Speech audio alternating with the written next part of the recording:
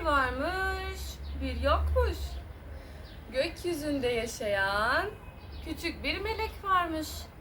Bir gün ay meleği küçük meleğin yanına gelmiş. Ve ona demiş ki sana aşağıda bir şey göstereceğim. Birlikte aşağıya bakmışlar. Orada birlikte oyun oynayan çocukları, okula anne babasıyla giden çocukları göstermiş. Ay meleği küçük meleğe. Ve ona demiş, sen de oraya gitmek ister misin? Küçük melek korkmuş ve demiş ki hayır, ben oraya gitmek istemiyorum.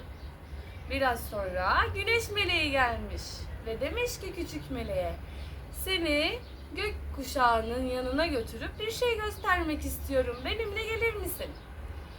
Küçük melek kabul etmiş ve birlikte gökkuşağının yanına gitmişler.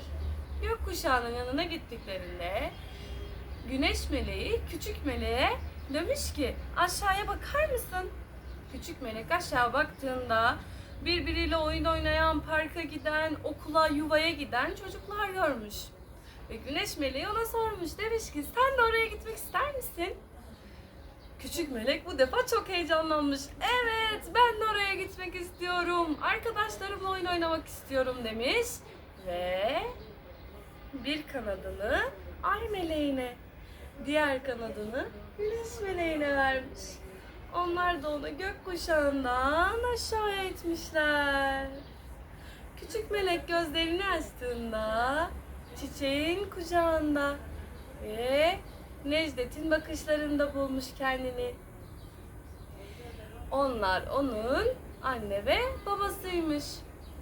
Onlar kızlarının adını Cejna koymuşlar. Bu olay tam 25 sene önce olmuş. Bugün doğan herkesin doğum günü kutlu